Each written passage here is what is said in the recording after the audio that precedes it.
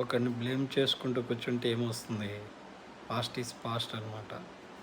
జరిగిపోయిన దాని గురించి పట్టుకొని ఎవరో ఒకరిని బ్లేమ్ చేసుకుంటూ కూర్చోవడం కంటే, జరిగిన తప్పుల్ని బేరీజు వేసుకొని ముందుకు పాజిటివ్ థింకింగ్తో వెళ్ళడమే జీవితంలో మంచిదన్నమాట. ఎందుకంటే పాస్ట్ గురించి ఆలోచించుకుంటా ప్రజెంట్ని పాడు చేసుకొని ఆటోమేటిక్గా నీ ఫ్యూచర్ని పాడు చేసుకున్నట్టు. ఏమొస్తుంది వాళ్ళని వీళ్ళని బ్లేమ్ చేసుకోవడం వల్ల? Just ignore. ఎలా అంటే నీ లైఫ్లో ఏమి జరిగినా అది నీ బాధ్యత. ఒకరు వచ్చి చెరిపితే చెరిచేది కాదు, ఒకరు వచ్చి బాగుపరిస్తే బాగుపడేది కాదు. Just life is like A game అన్నమాట. నువ్వు ఎలా బ్రతకాలి అనుకొని ఒక పద్ధతి ప్రకారం ప్లాన్ చేసుకుంటావు, అలాగే నీ లైఫ్ ఉంటుంది.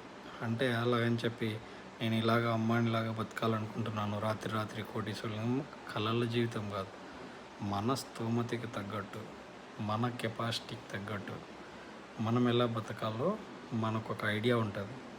దాని ప్రకారం కష్టపడాలి, దాని ప్రకారం జీవించడానికి ప్రయత్నించాలి. అంతేగాని ఒక ఫెయిల్యూర్ అయిన దానివల్ల వాళ్ళని వీళ్ళని బ్లేమ్ చేసుకుంటా, వాళ్ళ మీద వీళ్ళ మీద చాడీలు చెప్పుకుంటా, లేదా రివెంజ్లు ప్లాన్ చేసుకుంటా టైం వేస్ట్ చేసుకొని నీ పాస్ట్ని అంటే గతాన్ని పాడు చేసుకున్నట్టే దాని గురించి తలుచుకుంటూ ప్రజెంట్ని ఇప్పుడు జరుగుతున్న వర్తమానాన్ని పాడు చేసుకున్నట్టే అవుతుంది. అందుకే just ignore negativity and move on, అంతే.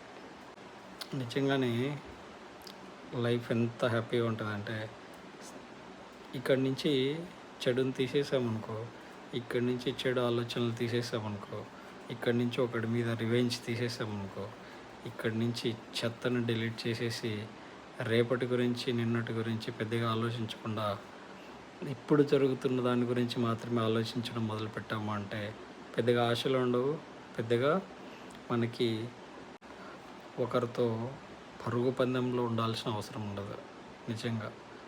ఎందుకంటే ఎవరితోడు పరుగు పందెంలో మనం బ్రతకాల్సిన అవసరం లేదు. ప్రతి ఒక్కరిది ఒక్కొక్క లైఫ్ స్టైల్, ప్రతి ఒక్కరిది ఒక జీవన విధానం, ఒక్కొక్కరిది ఒక్క విధంగా ఉంటుంది. వాడితో వీడితో, వాళ్ళతో వీళ్ళతో, ఆమెతో ఈమెతో ఇలా కంపేర్ చేసుకొని బ్రతకడం వల్ల మనశ్శాంతి పోతుంది, కానీ మనిషి ప్రశాంతంగా ఉండలేడు. ప్రశాంతంగా ఉండాలంటే జస్ట్ ప్రజెంట్ని ఎంజాయ్ చేస్తూ బ్రతకాలి, అంతే.